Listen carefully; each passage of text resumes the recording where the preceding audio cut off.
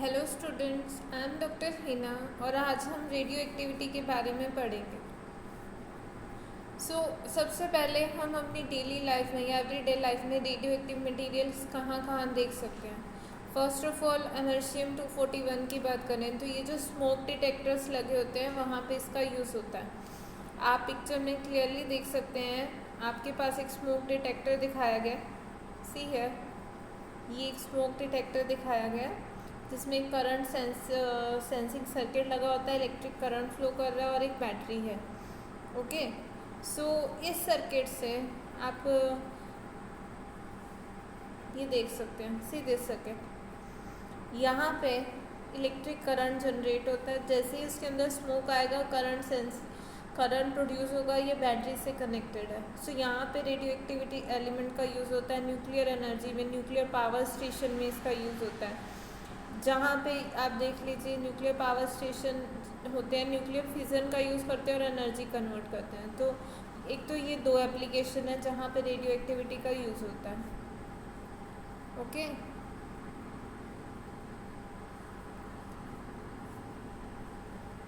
ना और next application अगर आप देखना चाहें, एग्रीकल्चर एप्लीकेशन है। रेडियो एक्टिव ट्रेसेस आपके प्लांट्स में इंजेक्ट कर दिए जाते हैं, जो कि आप साइंटिस्ट को हेल्प करते हैं बताने के लिए कि फॉस्फोरस या किस तरह से वो रिप्रोड्यूस हो रहा है, उनकी ग्रोथ डिटेक्ट करने के लिए। फूड गामा रेज जो रेडियो एक्टिविटी का ही पार्ट है, जब ये निकलती हैं गामा रेज तो ये फूड इरेडिएशन में या फिर स्टरलाइजेशन के लिए यूज़ करते हैं, बैक्टीरिया की किलिंग के लिए। ये सब करने से पहले एक्चुअली हमें पढ़ना चाहिए था कि रेडियो एक्टिविटी है क्या। आप देख तो चुके ही हैं कि इसका जनरल लाइफ में कहाँ कहाँ यूज़ होता है, तो इसकी इम्पोर्टेंस कुछ तो समझ आई गई होगी पढ़ने के लिए। नेक्स्ट थिंग इज़ कि what is radio activity. Now सबसे पहले रेडियो एक्टिविटी पढ़ने से पहले इसकी डिस्कवरी किसने की, इसकी डिस्कवरी का आप कह लो क्रेडिट जाता है हेनरी एंटोनी बैकरल। पिक्चर आपके सामने क्लियरली है और इन्हें नोबेल प्राइज़ भी मिला था फिज़िक्स का 1903 का। इन्होंने रेडियो एक्टिविटी की डिस्कवरी की थी 1897 में, और ये डिस्कवरी एक्चुअली एक्सीडेंटल थी। इससे पहले एक्सरे की डिस्कवरी हो चुकी थी और इन्होंने एक्सरे की डिस्कवरी के बारे में पढ़ा और इंटरेस्टेड हो गए देखने के लिए। और एक्सरे जब निकलती हैं उसके बाद मटीरियल फ्लोरोसेंस प्रोड्यूस करता है। ही वाज थिंकिंग कि जहाँ पे भी ये फ्लोरोसेंस होगी वहाँ कहीं ना कहीं एक्सरे होंगी। उन्होंने पिच ब्लेंड लिया, यूरेनियम का एक मिनरल होता है, और उसे सनलाइट में रख दिया और उससे क्या प्रोड्यूस होती है, हमारी फ्लोरोसेंस प्रोड्यूस होती है। और उन्होंने साथ ही एक फोटोग्राफिक मटेरियल रख दिया और उस पर उन्हें एक ब्लैक स्पॉट मिला। उन्हें लगा कि उनका सोचना या उनकी डायरेक्शन सही है कि फ्लोरोसेंस के साथ एक्सरे एसोसिएटेड होते हैं, और उन्हें लगा कि ये जो ब्लैक स्पॉट है एक्सरे की वजह से। इसी तरह वो एक्सपेरिमेंट कर रहे थे और कुछ एक ऐसा दिन था कि जिस दिन धूप नहीं निकली थी, बादल बहुत थे। उन्होंने ये एक्सपेरिमेंट सोचा आज ट्राई करके देखते हैं। अब बादल नहीं थे तो बादल थे, सनलाइट नहीं होने की वजह से फ्लोरोसेंस बहुत कम थी। उन्होंने अपना सेटअप लगा के देखा, स्टिल उन्हें वो फोटोग्राफिक प्लेट पे एक ब्लैक स्पॉट मिल रहा था। अब वो जो ब्लैक स्पॉट था फ्लोरोसेंस की वजह से नहीं हो सकता, कुछ ना कुछ और रेडिएशन उसमें से निकल रही हैं, जो आपका यूरेनियम मेटल था या पिच ब्लेंड जिसको आप कह सकते हैं। तो उन्होंने कहा कि ये जो रेडिएशन निकल रही हैं ये एक्सरे नहीं है, ये फ्लोरोसेंस की वजह से नहीं है। उन्होंने उन रेडिएशन को नाम दिया बैकरल रेज। ओके, बहुत सारे एक्सपेरिमेंट इसके बाद हुए, वो डिमॉन्स्ट्रेट करते थे कि ये जो रेडिएशन निकलती है ये चार्ज पार्टिकल भी है, इनमें इलेक्ट्रोमैग्नेटिक रेडिएशन भी है, उसी वजह से आपका फोटोग्राफिक प्लेट पे एक ब्लैक स्पॉट आया। देखिए एक्सीडेंटल डिस्कवरी थी, वो सोच तो रहे थे कि एक्सरे मिलेंगी पर मिल गई हमें बैकरल रेज, कुछ और रेडिएशंस। अब इसका नाम रेडियो एक्टिविटी कैसे हुआ, इसका क्रेडिट जाता है Curies, radioactivity and Curie. Marie Curie और पैरी क्यूरी पिक्चर में आप क्लियरली देख सकते हैं।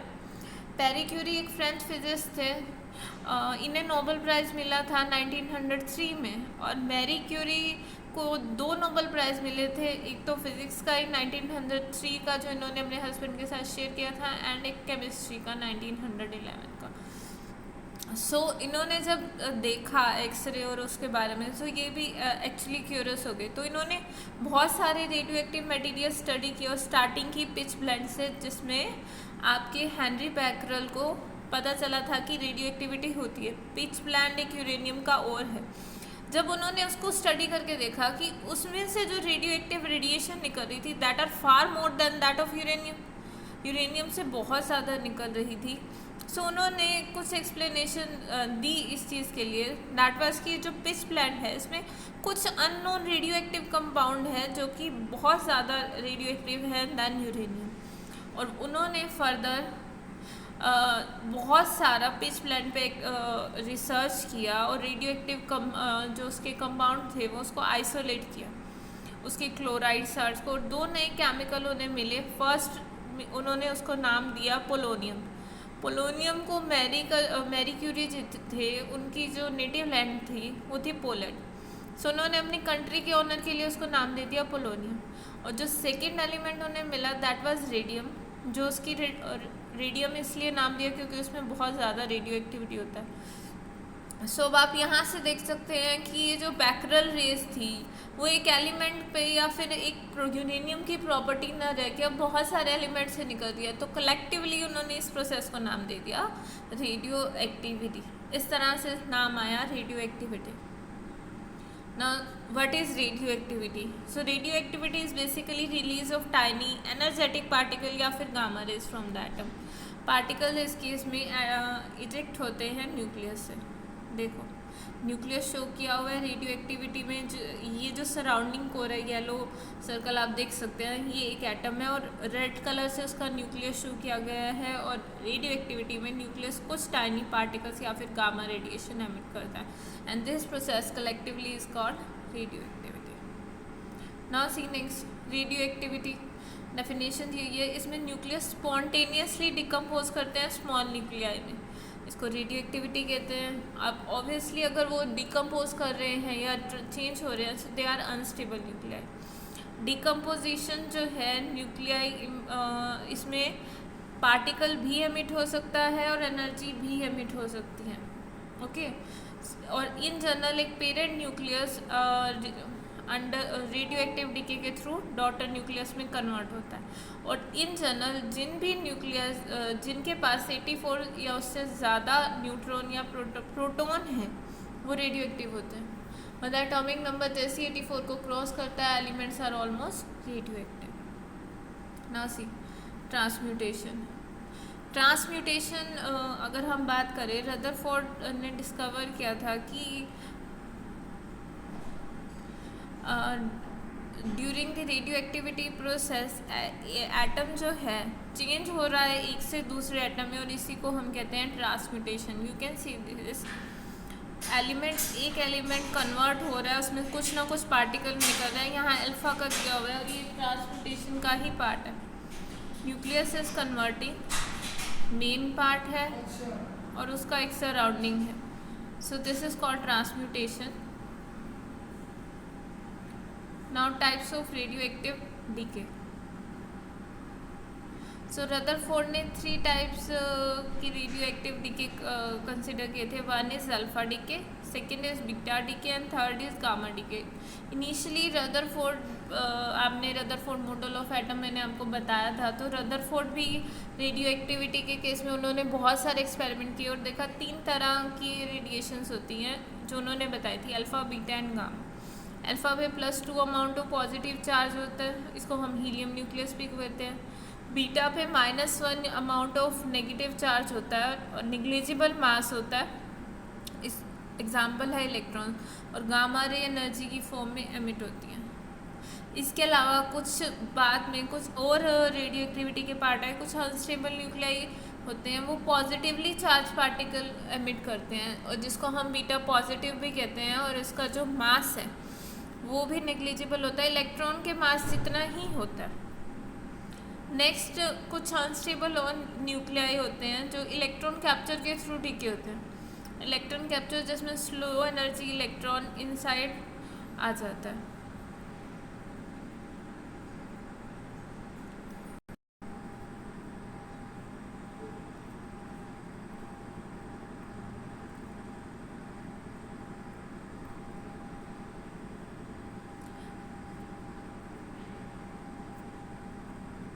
Next thing is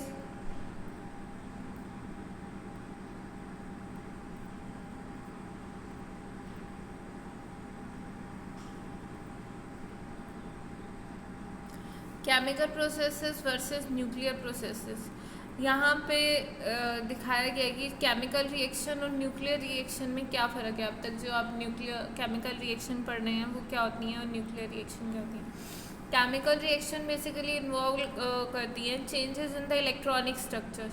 outer structure में क्या चेंज हो रहा है, एटम्स ने कितने इलेक्ट्रॉन गेन किए, लूज़ किए। इनसाइड न्यूक्लियस में या एटम इटसेल्फ में कोई चेंज नहीं होते।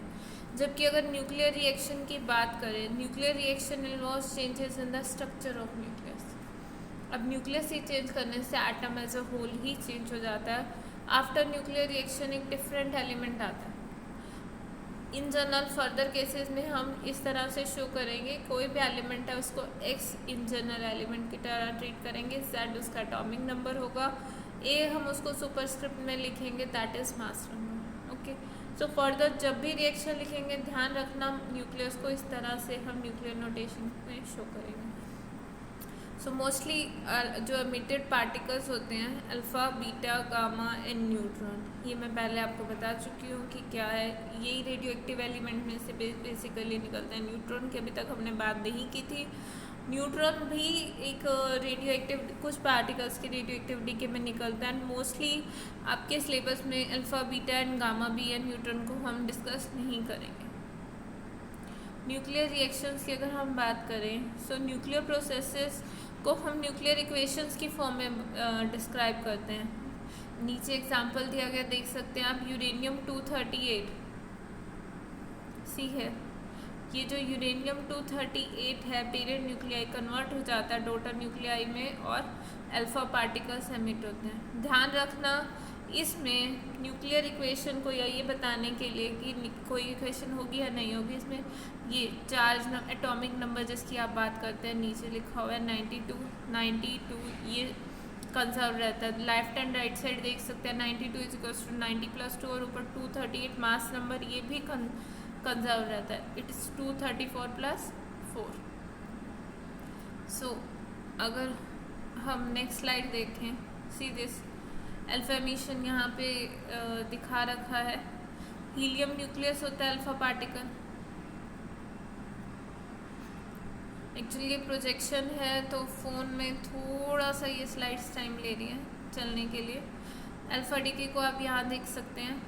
कोई भी पार्टिकल है उसमें जब भी उसका मास नंबर बहुत ज़्यादा हो जाता है तो 2 प्रोटॉन्स और 2 न्यूट्रॉन्स आपस में क्लस्टर बना लेते हैं। प्रोटॉन्स को रेड बॉल से रिप्रेजेंट किया और न्यूट्रॉन्स को अब हमने ग्रे कलर की बॉल से रिप्रेजेंट किया। सो वो अल्फा डीके हो जाता है। यहाँ हीलियम न्यूक्लियर अल्फा एमिशन के बारे में रिएक्शन है, मास नंबर 4 से कम हो जाता है जो आपका डॉटर न्यूक्लियस बन रहा है और उसका एटॉमिक नंबर 2 से कम हो जाता है। ये डिटेल में आपके पास प्रेजेंटेशन आपको प्रोवाइड की जाएगी। आपके सिलेबस में अल्फ़ा, बीटा और गामा की कुछ प्रॉपर्टी है जो बिल्कुल बेसिक है, so I am not doing that.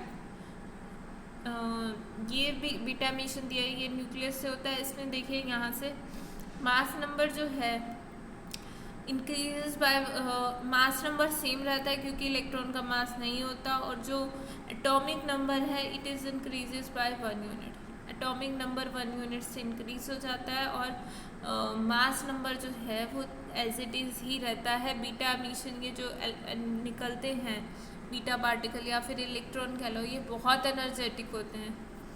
Okay, और इनकी एनर्जी काफ़ी हाई होती है। बीटा एमिशन 3 टाइप्स का होता है अगर आप बात करें तो। यहाँ से देखिए इस पिक्चर से आपको क्लियर हो जाएगा। 14 कार्बन का न्यूक्लियस एग्जाम्पल शो किया गया है। इस केस में beta nucleus is emitted, neutron becomes a proton, neutron proton में कन्वर्ट हो जाता है और आपका जो चार्ज एटॉमिक नंबर है वो 1 यूनिट से इंक्रीज हो जाता है। मास नंबर में कोई चेंज नहीं आता है। Positron emission, beta emission 3 type का होता है। First is beta negative, second is beta positive and third is electron capture. So beta positive emission की बात करते हैं। इसमें एटॉमिक नंबर 1 यूनिट से डिक्रीज हो जाता है और mass number as it is रहता है। सोडियम कन्वर्ट हो रहा है नियॉन में और एक बीटा पॉजिटिव पार्टिकल निकल रहा है। इसमें पॉजिट्रॉन की अगर बात करें, उसका चार्ज +1 यूनिट होता है, कोलम्बियन यूनिट और निग्लिजिबल मास होता है। एंटी इलेक्ट्रॉन भी कह सकते हैं इसको। सिमिलर अगर बीटा पार्टिकल की तरह देखें, उसकी आयनाइजिंग पावर बहुत हाई होती है, पेनिट्रेशन पावर इनकी बहुत ज़्यादा हाई होती है। सो जब एक एटम लूज करता है तो उसका मास नंबर सेम रहता है। और इस केस में जो एक प्रोटॉन है वो कन्वर्टेड हो जाता है न्यूट्रॉन में। एग्जाम्पल आपके पास यहाँ देख सकते हैं, proton is converting into a neutron और एक पॉजिट्रॉन आपके निकल जाता है। Next is electron capture. बहुत सारे केसेस में क्या होता है कि न्यूक्लियस स्टेबल नहीं है, ये हैवी केसेस में फेवरेबल होता है बीटा पॉजिटिव की जगह। इसमें देखिए कि आपका मास नंबर जो है 1 यूनिट से डिक्रीज कर, मास यूनिट सेम रह रहा है और एटॉमिक नंबर 1 यूनिट से डिक्रीज कर रहा है। So it's like beta positive emission. But difference ये होता है कि आपको पता है न्यूक्लियस के आउटसाइड क्या होते हैं, इलेक्ट्रॉन्स है। जब मास नंबर बहुत ज़्यादा हो जाता है तो जो आउटर इलेक्ट्रॉन होते हैं, की शेल इलेक्ट्रॉन, वो बहुत पास रहते हैं न्यूक्लियस के। सो कभी कभी न्यूक्लियस उनको कैप्चर कर जाता है। So this is called electron capture. So ये तब होता है जब इनर इलेक्ट्रॉन ऑर्बिट बहुत क्लोज है न्यूक्लियस के। इसमें कोई पार्टिकल एमिशन नहीं होता, बट अगर आप यहाँ देखें रिएक्शन को कंजर्व करने के लिए, अगर आपका पॉजिट्रॉन ये इलेक्ट्रॉन को कैप्चर कर रहा है तो आपके पास एक न्यूट्रिनो एमिट होगा। ये चीज़ मैं पहले भी आपको बता चुकी हूँ कि जब भी बीटा पार्टिकल्स एमिट होते हैं तो साथ में न्यूट्रिनो या एंटी न्यूट्रिनो एमिशन ज़रूर होती है due to लैप्टॉन number conservation.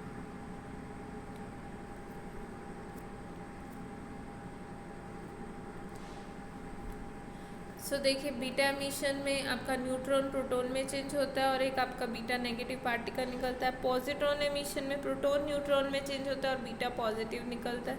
Electron capture में आपका प्रोटॉन और इलेक्ट्रॉन कैप्चर हो जाता है और साथ में न्यूट्रॉन निकलता है। ये रिएक्शन एक्चुअल में ट्रू नहीं है, या आपको एग्जाम्पल में नहीं लिखनी क्योंकि इसके साथ न्यूट्रिनो या एंटी न्यूट्रिनो नहीं दिया गया, ये जस्ट आपकी अंडरस्टैंडिंग के लिए है। Next process is gamma emission, gamma rays. Gamma rays पे कोई चार्ज नहीं होता, कोई मास नहीं होता। जनरली ये निकलती हैं अल्फा और बीटा एमिशन के बाद। न्यूक्लियर क्या होता है, अल्फा और बीटा एमिशन के बाद हायर या एक्साइटेड स्टेट में चला जाता है और उसके एक्साइटेड स्टेट में जाने की वजह से न्यूक्लियस के आपके पास न्यूक्लियस के एक्साइटेड स्टेट में जाने की वजह से वो वापसी डी एक्साइट होता है। जैसे एटम में इलेक्ट्रॉन एक्साइटेड स्टेट में जाते हैं, डी एक्साइट होते हैं, तो आपके एक्स रेज एमिट होती हैं। उसी तरह जब न्यूक्लियस डी एक्साइटेड होता है तो हमारे पास गामा रेडिएशंस एमिट होती हैं।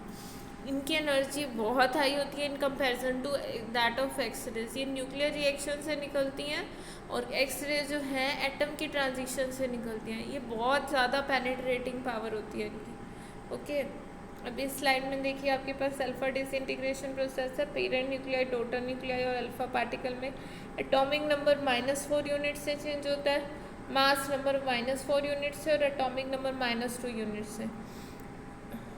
ओके, इसका एग्जांपल दिया गया है beta negative.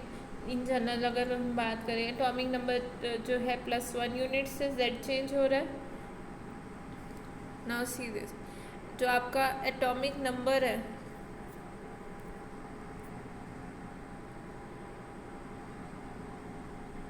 atomic number here, atomic number is changing by +1 unit। 88 से 89 हो गया, you can see here। okay, 288 -1। और यहाँ पे गामा में कुछ भी चेंज नहीं होता, सिर्फ एनर्जी कम होती है। पॉजिट्रॉन एमिशन में -1 एमिशन होगा और आपका किससे चेंज, एटॉमिक नंबर -1 यूनिट से चेंज हो रहा है। यहाँ एटॉमिक नंबर इंक्रीज़ करता है, यहाँ एटॉमिक नंबर डिक्रीज़ करता है। मास नंबर पे कोई इफेक्ट नहीं होता आपका। और यहाँ पे देखिए इलेक्ट्रॉन कैप्चर में वो आउटर इलेक्ट्रॉन को कैप्चर कर रहा है, कुछ नहीं निकलता है न्यूट्रिनो के अलावा। मैं फिर से कह रही हूँ, ये जो पिक्चर दिखाई गई है इसमें न्यूट्रिनो और एंटी न्यूट्रिनो नहीं है और ना ही ये इक्वेशन आपको एग्ज़ाम में लिखनी है। ये सिर्फ आपकी अंडरस्टैंडिंग के लिए कि अल्फ़ा बीटा गामा होते कैसे हैं, या फिर जब रेडियो एक्टिविटी आई थी तब उसके साथ हमें ये रिएक्शन नहीं दी गई थी, ये बाद में आई थी। क्योंकि न्यूट्रिनो और एंटी न्यूट्रिनो की एक्सपेरिमेंटल डिस्कवरी बहुत मुश्किल है। जब इनकी थ्योरी को जस्टिफाइड किया गया तब न्यूट्रिनो और एंटी न्यूट्रिनो आए। जब डिस्कवरी हुई थी तब पिक्चर में ये चीज़ें नहीं थी, न्यूट्रिनो और एंटी न्यूट्रिनो की। ओके, अब बेसिकल बात क्या आती है कि ये निकलते क्यों हैं, alpha beta gamma unstable nuclei क्या होते हैं और ये एमिशन क्यों होते हैं। अब देखिए स्टेबिलिटी लाइन आपको इस पिक्चर में शो हो रही है, जो रेड कर्व है और एक और लाइन है that is P is equals to है। जो स्मॉल न्यूक्लियाई होते हैं जिनका मास नंबर स्मॉल है, तो उस केस में जब नंबर ऑफ प्रोटॉन्स न्यूट्रॉन्स के इक्वल होते हैं सो दे आर मोर स्टेबल। उसके बाद रेड कर्व क्या होता है, ये शिफ्ट करता जा रहा है towards number of neutrons.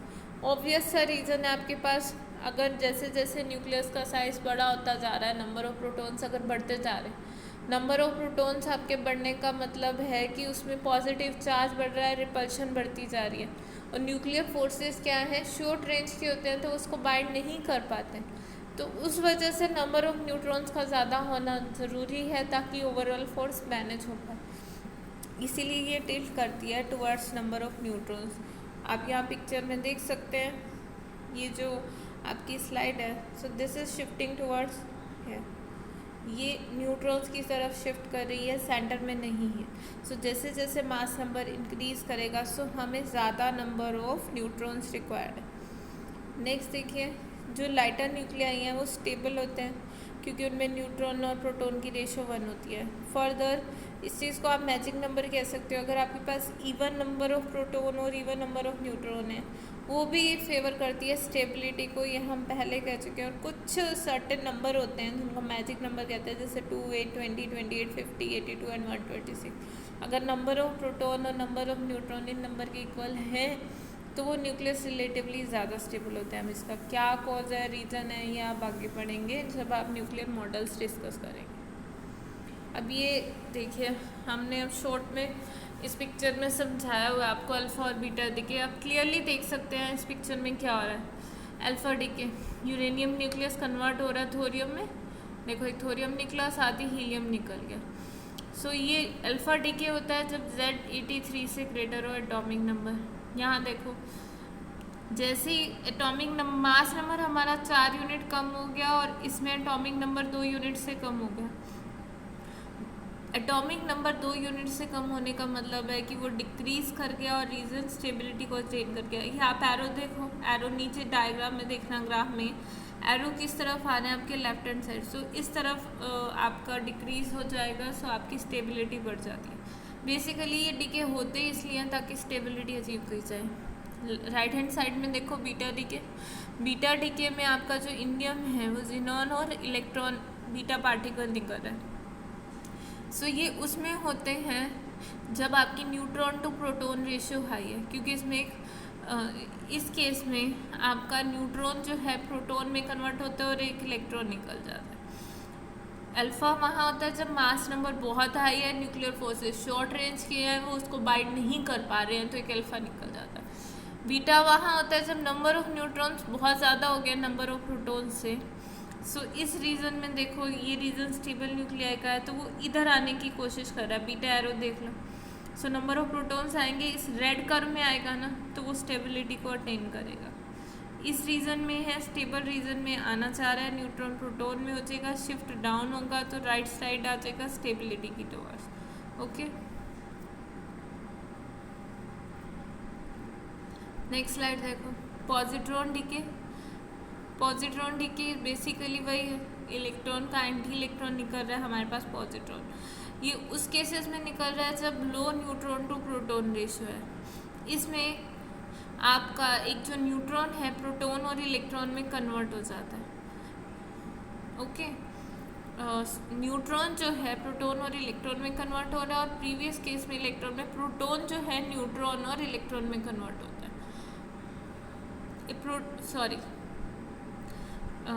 Positron DK में जो प्रोटॉन है न्यूट्रॉन और इलेक्ट्रॉन पॉजिट्रॉन में कन्वर्ट हो रहा है, और जो इसीलिए इसको हम पॉजिट्रॉन डीके कहते हैं। एक न्यूट्रॉन पॉजिट्रॉन, जब नंबर ऑफ प्रोटॉन ज़्यादा हो जाते हैं तो रिपल्शन बढ़ जाती है। रिपल्शन बढ़ने की वजह से उनके बीच का जो फोर्स है वो काउंटर बैलेंस करने की कोशिश करता है न्यूक्लियर फोर्सेस को। इसीलिए एक जो प्रोटॉन है वो कन्वर्ट हो जाता है न्यूट्रॉन में और पॉजिट्रॉन में ताकि स्टेबिलिटी आ सके।